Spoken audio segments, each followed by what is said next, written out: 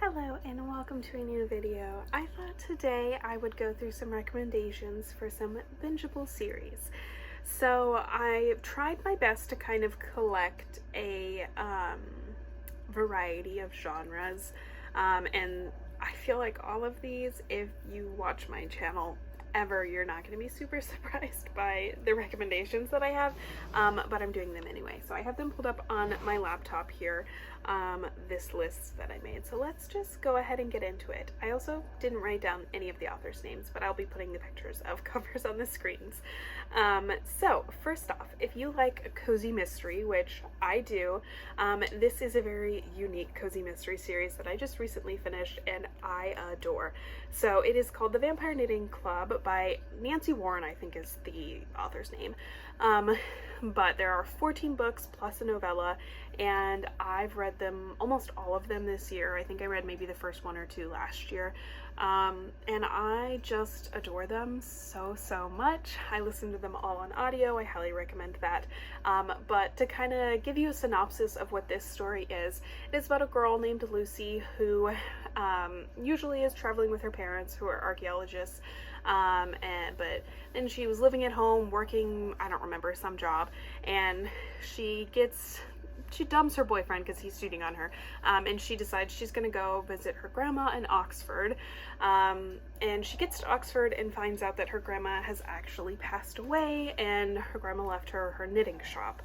But then, wait, there's more. She finds out Grandma's not dead. She's actually a vampire, and she is shown this world of like what happens in the shadows, vampires, witches, anything you can think of. And also Grandma's not dead and she's a witch, and now they're going to be solving murders every so often, and it's just so much fun. She is introduced to this collection of characters called the Vampire Knitting Club, because vampires get bored and don't know what else to do. They have a knitting club below the shop, so that is how she meets all these people, and it's just fantastic. There is a romance woven throughout the series as well, which I love. So if you're willing to try kind of an odd premise to a story, I think you would really like this series. It's fantastic. Next, I don't know how useful this recommendation is because I think I was probably one of the last people ever to read it, but that is the Cruel Prince series by Holly Black. I just read those books this year, and I loved them so much more than I could have ever hoped. And I think what makes these books so bingeable is actually that, at least for me, I kept going back and forth on whether or not I liked them. Like, I read the first one, I was like, okay, cool, fine. Was reading like halfway through the second one, I'm like, this series is so stupid, like why am I even reading this? And then I was like, fine, but I finished the second one, might as well read the third one, I already bought them. And it was like back and forth of I hate this book, I love this book, I hate this book. And I think that makes them really bingeable because you're just trying to figure out what the hell is going on. So if you happen to not know what The Cruel Prince is about, it is about a girl and her twin who are, when they are very young, kidnapped and brought to the fairy world and brought up by this man who's like a general or something. I don't know what he does, Maddox, he's there. And they have to survive as humans in the fairy world. And then she kind of develops a rivalry with a very unstable fae, and I wouldn't call theirs a healthy relationship to begin with, or ever, quite frankly, but I love them. So Jude and Carden, they many times try and kill each other, but eventually start working together to protect the crown, so whoever will be in charge of ruling over all of fairy. And so there's a lot of political intrigue, but I love this. I love these two so much, it's ridiculous. And like I said, I think what makes it such a bingeable series is that there were so many points where I'm like, this book is so dumb, I'm just gonna DNF it, like, I hate this series, I hate these characters, why am I even reading this?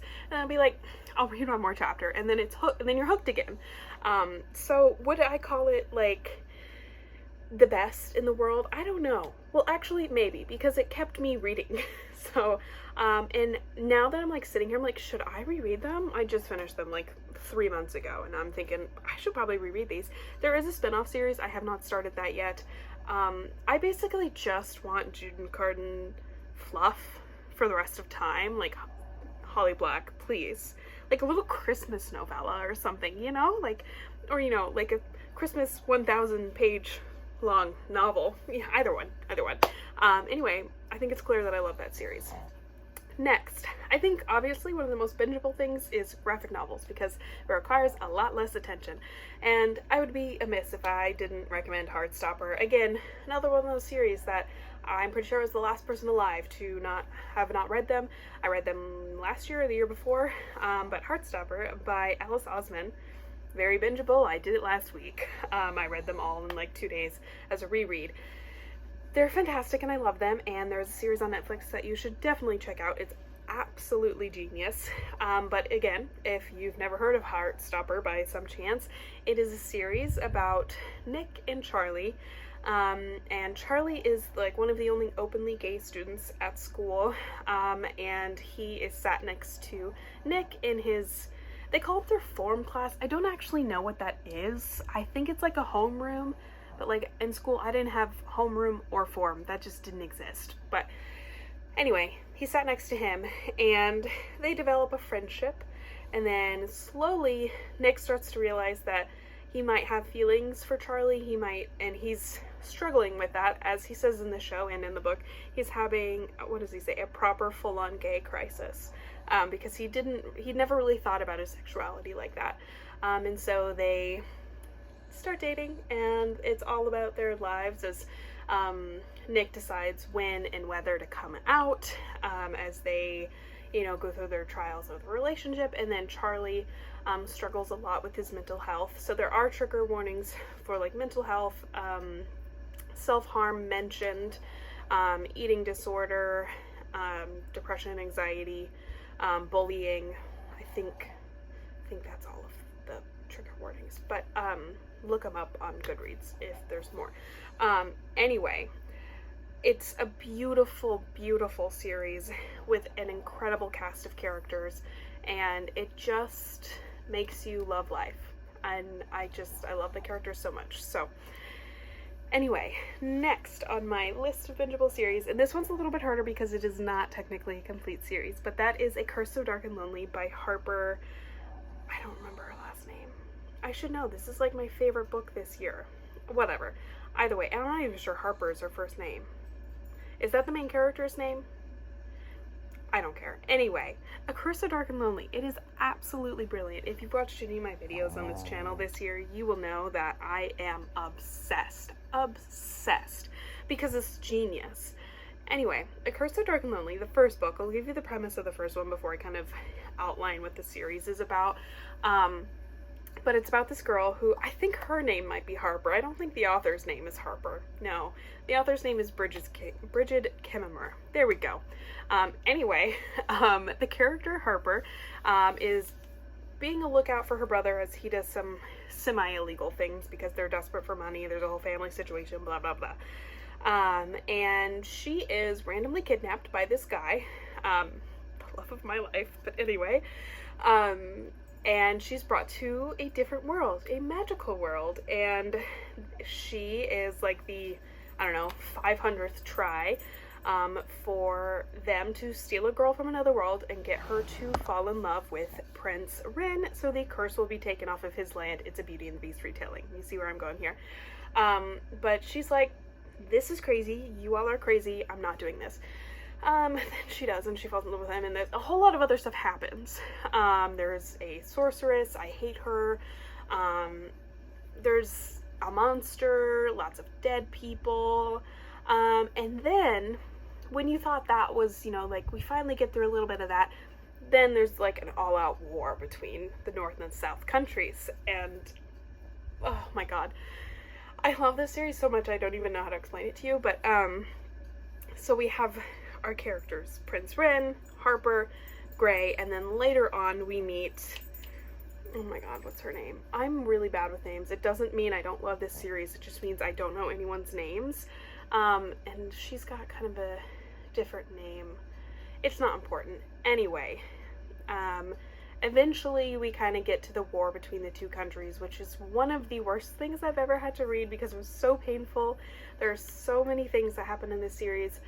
Gray, one of my favorite characters of all time.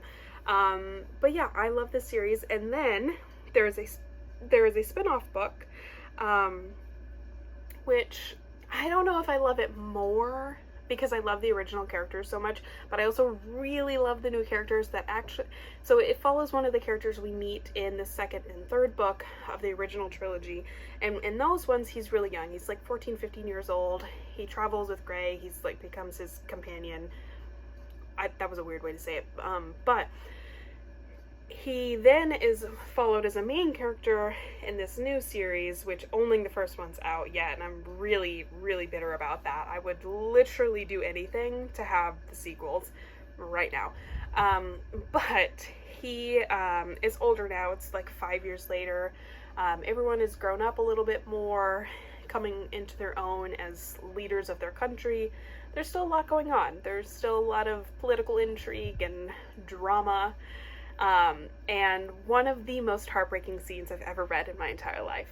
Like, of all the books I've read, ever, there's a scene in the spin-off book that literally kills me. Literally kills me. So, I think you should read it. Anyway, my next series recommendation is the Renegades series by Marissa Meyer. And really, I could recommend the Lunar Chronicles under this as well, but I'm going with Renegades because it's my more recently read series. This one is a little bit different in that I think the first book, at least for me, was a little bit harder to get through.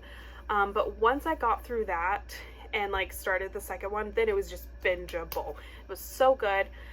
This is a series that follows a world that's very X-Men like. There are people who have superhero powers and there are people who don't. And for a long time, the world was looked at like the X-Men, where these superhero people were feared and like they didn't know what to do with that unexpected. And then out of that chaos came the Renegades, and they gave purpose to superheroes and like redid the whole government, blah blah blah. These anarchists still exist kind of underground, saying that, you know, the Renegades shouldn't have all the power because they gave themselves the power. And so there's this struggle between those parts of society. And it follows our main character, Nova, who I love dearly. Her power is that she can put people to sleep with her touch, and she also does not sleep, which is such a terrifying thought. And there's just, I love her. There's just so much more in this world that could be explored. And if Marissa Meyer does not write a sequel series, I don't know what I'll do with my life. But this follows Nova as she decides to infiltrate and spy on the inside of the Renegades. She goes undercover as a renegade herself when in fact she is an anarchist. She was raised by the anarchist himself, Ace Anarchy, who I really don't like. And it just follows her as she questions like the extremes of both sides, how neither side is really correct in their actions and in their thoughts, and she tries to grapple with that moral question. Also, she falls in love with a kid named Adrian, and I love him very much. Anyway, next, if you're looking for a romance series, I've got 2 romance series on here as well. First off, The Deal by Elle Kennedy, which I don't know if there's like a title for the whole series, but the first book is The Deal. These are contemporary romance series, college hockey. And I was speaking to someone the other day, I don't remember who, but I was saying like, I never thought I would care about hockey romances. Like, I've legit never seen a hockey game in my life. Like, I don't know anything about anything, but these books, they're so good. They're so good. They have so many tropes that I love. So, and I'm not going to remember the titles of all of them, but in The Deal, there's, over the course of the series, let's just list some of the tropes. There's love lessons, one of my top tropes of all time. Surprise pregnancy, again, kind of like enemies to lovers, there's some friends to lovers, there's like lots of goodness. And Elle Kennedy knows how to write a romance that you just cannot help but root for. I think the first one is still my favorite, but the one with the surprise pregnancy is a very, very, very close second, because as you all probably know, that's like my favorite romance trope. So if you're looking for like a really, really fun contemporary romance series, this one is so bingeable. I read all of these back to back in like the span of a couple weeks. I loved these books. I don't really have a synopsis like for each one, so I'll just kind of give an overall. There's a group of guys who play hockey in college, and each book follows a different one in their romance with one of the girls that goes to the school. I can't think of any more further details than that, but yeah, they're amazing and I love them. Next, if you want a historical romance series that's very bingeable in my opinion, one of the first historical romance series I ever read, I think actually the first, is The Rogue of Fifth Avenue's, which is part of the Uptown Girl series by Joanna Shupe. Joanna Shupe is my go-to recommendation for historical romance, because I love her dearly, and this book is no exception. I love this series. So this is 3 books. Each follows a different sister. This takes place in Gilded Age New York, which is one of my favorite settings for historical romances because it's just different. It's not Regency era England. It's just a little bit more exciting than that. Women have slightly more freedom than they do in like the Regency era. There's obviously still restrictions, but there's just a different mindset for women in this like era, especially in the United States. So I love these sisters. They all are such different but such strong personalities, and they all really meet their match, and all these characters kind of overlap. In Joanna Shupe's world, or books in general, all of her worlds kind of overlap. Like the hero in the first book is a character from her previous Gilded Age series, and he's a very like player type. He's a lawyer. He's never going to be tied down until he meets her, and can't remember her name. I can't remember anyone's names, but and then there's also characters. One of the sisters is like the very quiet, reserved type, but she like kind of finds herself in and through this relationship, and it's just so beautiful, and I love these books so much. And Joanna Shupe really knows how to write spicy scenes too, so very enjoyable. I love these books, and if you haven't read historical romance, I would definitely recommend getting into Joanna Shupe. I love her. And then lastly on my list, this is an older recommendation. This is a series I read quite a while ago, but I will stand by it, and honestly, I should do a reread. But that is A Study in Charlotte by Brittany Cavallaro. I think I've recommended this in a similar recommendation video to this before. And like I said, it's been a long time, so I don't remember all of the details, but this is a Sherlock Holmes retelling, and it is so genius. So it takes a much different approach. So we have Charlotte Holmes, who is kind of our Sherlock Holmes character. She is descended from Sherlock Holmes. And then we have our John Watson character and her friend that she meets at school. Friend is a strong word. Their relationship is undefinable. They hang out a lot, and yeah, they're best friends, and then they, have a romantic relationship later in the series, but like sometimes they hate each other more than they love each other, and sometimes they love each other more than they hate each other. It's dysfunctional. In true Sherlock and John way and they are very dysfunctional. But I love them dearly. So I will say some trigger warning for like addiction and like drug abuse throughout the series. But each story kind of follows a different mystery because it's a Sherlock Holmes retelling. And along the way, their relationship develops, goes back and forth. Charlotte does a lot of terrible things, but so does he. and they just eventually find some sort of peace, sort of. I don't know if that's possible with Charlotte, but overall, I adore the series. It's fantastic, and I should reread these books. It's been a while since I've read them, like years. So anyway, I think you should read those books too. So that concludes my list of recommendations.